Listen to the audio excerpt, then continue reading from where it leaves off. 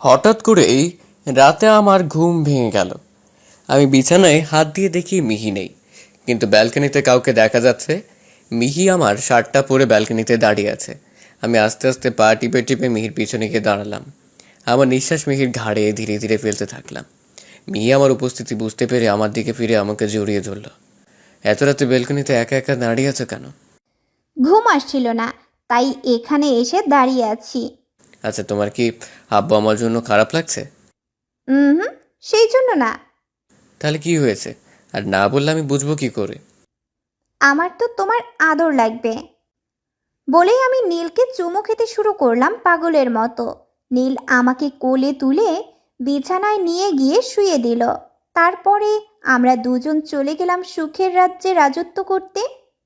সকালে ঘুম থেকে উঠলাম, ঘড়িতে তাকিয়ে দেখি সকাল 7টা বাজে। আমি আর মিহি হানিমুন করতে সিঙ্গাপুর আসছি। আজকে আমাদের হানিমুনের দ্বিতীয় দিন। সারা রাত বউকে অনেক আদর করেছি, তাই আমি বিছানা থেকে উঠে গোসল করতে যাচ্ছিলাম। এমন সময় মিহি এসে বলল, এই বাবু, আজ না আমাদের সুইমিং পুলে গোসল করার কথা ছিল? তুমি সুইমিং পুলে গোসল করো, আমি বাথরুমে গোসল করব। আমার কথা শুনে মিহি গাল ফুলিয়ে বসে আছে। আমি তার কাছে গেলাম রাগ ভাঙাতে, কিন্তু কিছুতেই রাগ কমাতে পারছি না। এই, কান ধরলাম, তুমি যা বলবা তাই করব।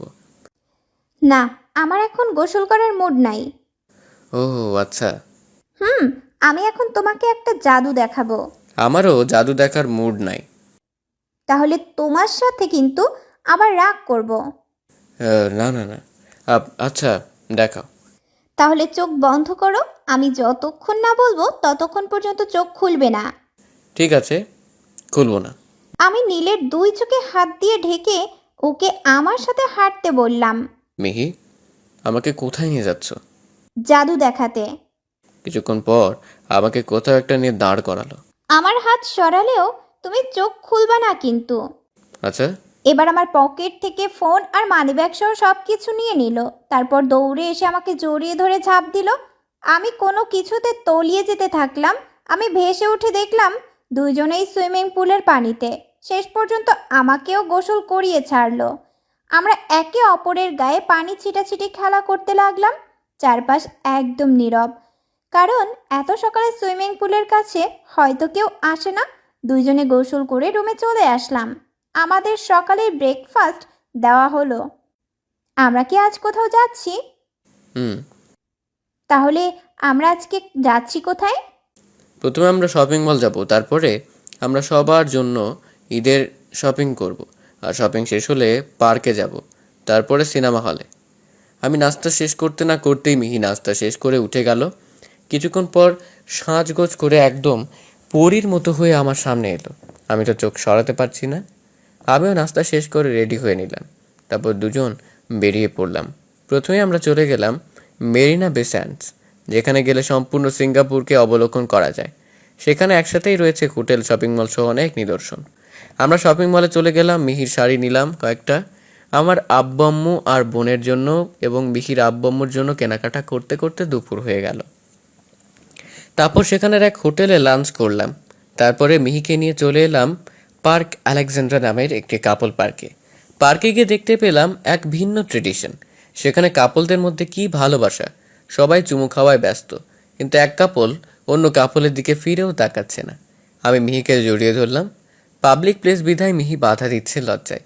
তারপর দুজনে আরও ঘোরাঘুরি করে রাত 8টার মধ্যে হোটেলে ফিরে এলাম। সারাদিন এত ঘোরাঘুরি করছি যে এখন অনেক ক্লান্ত লাগছে।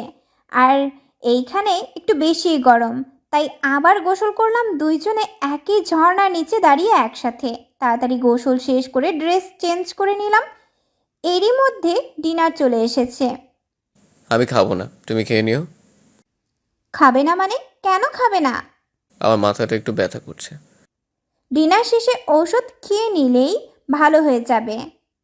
কিন্তু আমার এখন খেতে ইচ্ছে করছে না। দেখো, তুমি যদি না খাও তাহলে আমিও না খেয়ে থাকবো।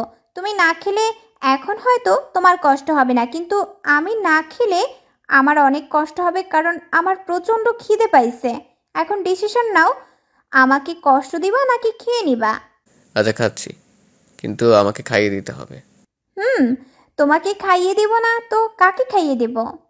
আমি নীলকে খাইয়ে দিচ্ছি আর আমি নিজেও খাচ্ছি। খাওয়ার পরে নীলকে ঔষধ খাইয়ে দিলাম, কিন্তু তারপরেও নাকি মাথা ব্যথা কমছেই না। ঘুমানোর চেষ্টা করছে কিন্তু ঘুম আসছে না, তাই আমি ওর মাথায় হাত বুলিয়ে দিতে লাগলাম।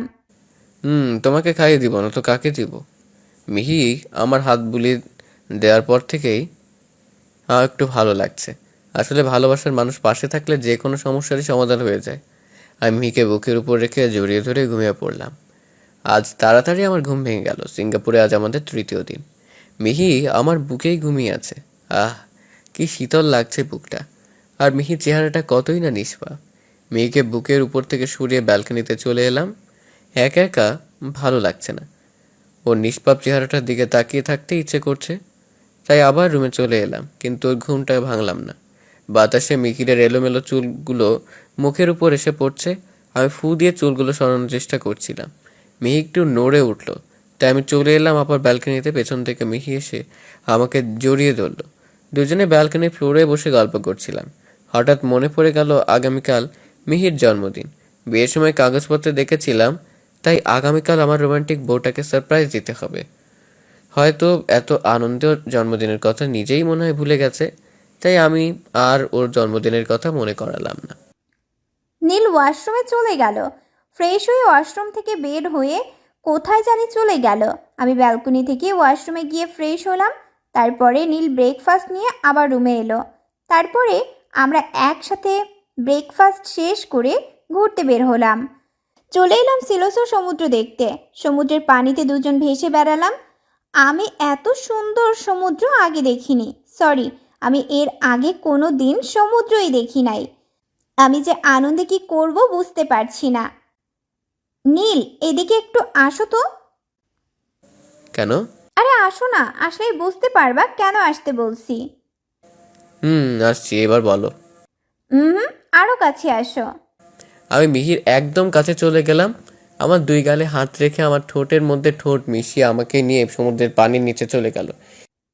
আমরা সমুদ্রের পাড়ে অনেক ঘোরাঘুরি আর মজা করে সেখান থেকে হোটেলে চলে এলাম। দুপুর হয়ে গেছে, তাই আমরা একসাথে লাঞ্চ শেষ করলাম। কিন্তু লাঞ্চ করার পরেই নীল আমাকে একা রেখে কোথায় জানি চলে গেল। মিহিকে রুমে রেখেই বেরিয়ে গেলাম সারপ্রাইজের আয়োজন করার জন্য। হোটেলের ম্যানেজারকে বলে সব আয়োজনের ব্যবস্থা করলাম। সব কাজ শেষ করে সন্ধ্যায় রুমে ফিরে এলাম। পকেটে করে কতগুলো নীল চুড়ি আর একটা গোলাপ লুকিয়ে এনে রেখে দিলাম। রাতে খাবার শেষ করে ঘড়িতে 11:45 অ্যালার্ম দিয়ে ঘুমিয়ে পড়লাম। ঠিক 11:45 অ্যালার্মটা বেজে উঠল, তাই আমি উঠে মিহিকেও ডাক দিলাম। এই, একটু উঠতে পারবা? আমি চোখ খুলেই নীলকে জড়িয়ে ধরে বললাম, কেন বাবু, কি হয়েছে? এখন আমি তোমাকে একটা জাদু দেখাবো। হ্যাঁ, এত রাতে এই জন্য ডেকে তুলছো? আচ্ছা, কি জাদু দেখ? তুমি আমার সাথে গেলেই বুঝবা। কোথায় যেতে হবে? সুইমিং পুলের ধারে। হ্যাঁ, বুঝতে পারছি তুমি কি জাদু দেখাবা। এখন গোসল করতে পারবো না, কাল সকালে সুইমিং পুলে গোসল করব। আরে গোসল করার জন্য না, ট্রাস্ট মি প্লিজ। তো এত রাতে সেখানে গিয়েই জাদু দেখতে হবে? হুম। আচ্ছা, তাহলে চলো। আগে চোখ বন্ধ করো। মিহি চোখ বন্ধ করার পর আমি নীল চুড়িগুলো আর লাল গোলাপটা পকেটে নিয়ে নিলাম। মিহির চোখ ধরে দুজন এগিয়ে গেলাম সুইমিং পুলে। 12টা বাজতে আর মাত্র 1 মিনিট বাকি। আমি তোমার চোখ ছাড়লেও চোখ খুলবা না। ওকে, কিন্তু প্লিজ পানিতে ফেলাইও না। ওকে, ট্রাস্ট মি। আচ্ছা। এবার তোমার হাতটা একটু এগিয়ে দাও তো। মিহি ওর হাত আমার দিকে বাড়িয়ে দিল। আমি ওর হাতে চুড়িগুলো পরিয়ে দিলাম। মিহি মুচকি হাসছে। আমি বুঝতে পারছি এগুলো চুরি। এবার চোখ খুলো। আমি তো চোখ খুলে অবাক হয়ে গেলাম, কারণ সম্পূর্ণ সুইমিং পুল ক্যান্ডেলের আলোয় ঝিকমিক করছে। আমি নীলের দিকে ফিরে তাকাতেই নীল বলল, happy birthday to you sweeter. তারপর মিহি আমাকে শক্ত করে জড়িয়ে ধরলো। সুইমিং পুলের ধারে টেবিলে রাখা কেক কাটলাম। এখানে শুধু আমি আর লিমা ছাড়া কেউ নাই। দুজনকে কেক খাইয়ে দিলাম। মিহি ঠোঁটের পাশে কেক লেগে আছে। আমি হাত দিয়ে ওর ঠোঁট স্পর্শ করার মুহূর্তে মিহি চোখ বন্ধ করে নিল। আমি ওর ঠোঁট স্পর্শ না করেই হাঁটু গেড়ে বসে গোলাপ ফুলটা সামনে ধরে রাখলাম। আমার স্পর্শ না পেয়ে মিহি একটু পর চোখ খুললো। I love you. I love you too. তারপর মিহি আমাকে জড়িয়ে ধরলো। আমি মিহিকে কোলে তুলে হাঁটতে শুরু করলাম রুমের উদ্দেশ্যে। মিহি আমার দিকে এক দৃষ্টিতে তাকিয়ে আছে। এভাবে তাকিয়ে আছে কেন? আমি কিছু না বলেই আমাদের চার ঠোঁট একত্র করে দিলাম। রুমের সামনে এসে নীল আমাকে কোল থেকে নামাতে চাইছে, কিন্তু আমি ওকে জাপটে ধরে আছি। তাই নীল আমাকে ওর কোলের ভিতরেই আরও শক্ত করে ধরে, ইশারায় দরজাটা খুলতে বলল। আমি এক হাত দিয়ে রুমের দরজাটা খুললাম। রুমে প্রবেশ করে আমি আবার দরজাটা লক করে দিলাম। তারপর নীল আমাকে বিছানায় শুইয়ে দিল আর আমি নীলকে টান দিয়ে আমার সাথে মিশিয়ে নিলাম। তারপরে দুজনে সুখের সাগরে হাবুডুবু খাচ্ছি। আল্লাহ হাফেজ।